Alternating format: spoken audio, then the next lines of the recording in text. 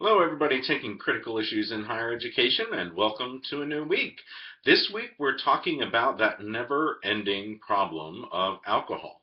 And it certainly has many complexities to it and many different approaches that different institutions could take when it comes to alcohol. So I wanted to give you a book to read from one of the foremost scholars on issues involving alcohol, and then the Chronicle did a great series on the issue recently, and so wanted to have you read that.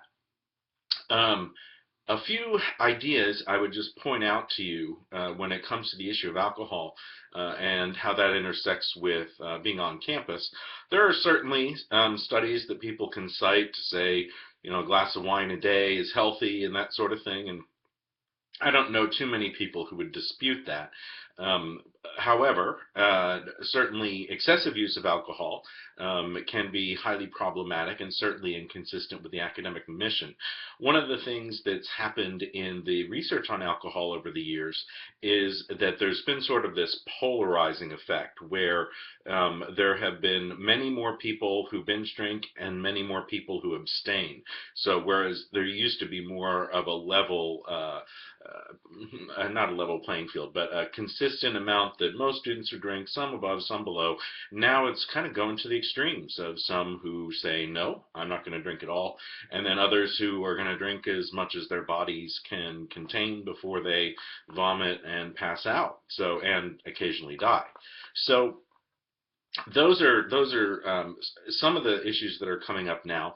There was a huge push in the 80s and 90s to stop drinking and driving, and to some extent, that has effects that remain today. But certainly, DUIs are a common thing that happen to students and really to anyone, and certainly puts their lives and the lives of others at risk. So, how should universities handle the problem of alcohol? You'll hear some perspectives that, we really have bigger fish to fry than the alcohol problem.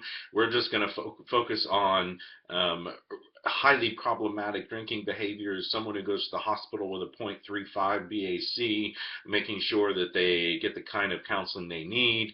After all, college is a time to make mistakes, and we're not really going to worry so much about the occasional party in a residence hall or in a fraternity house because it's just not that important for us to deal with.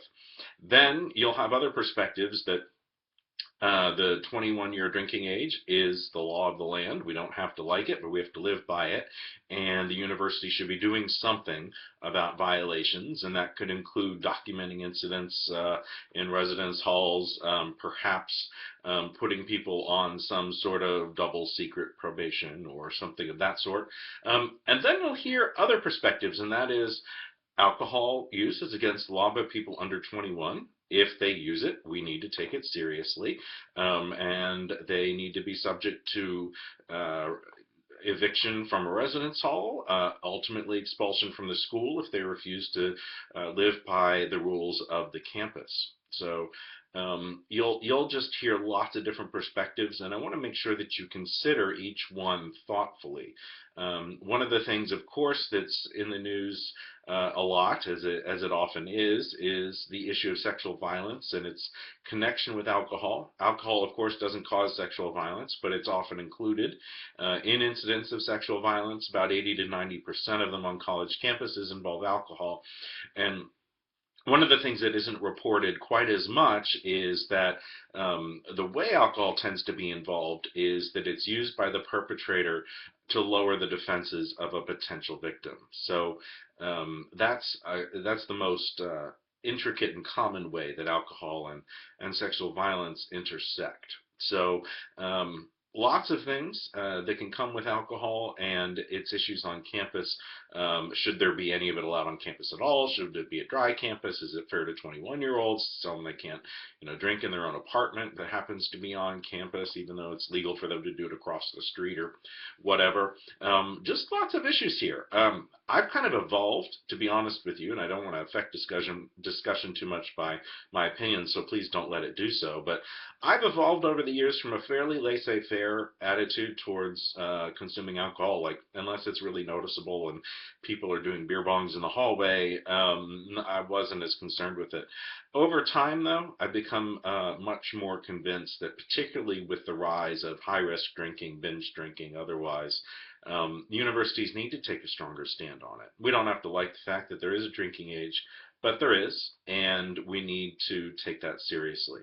So, just a thought. I do hope that we have a lively and engaged discussion. Not all of us in this class perhaps have consumed alcohol before. My guess is everyone has been around or at least near someone who has, and likely around or near someone who has been doing high-risk drinking activities. And so there'll be some personal experience to apply to this. I also hope we'll look to the research by George Dodal and the other things written in the Chronicle to have a lively, engaged, scholarly discussion about this very important topic. So I hope you all have a great week. I am really looking forward to reading all about your ideas and your observations about the issue of alcohol on campus. Thanks so much. Have a great week.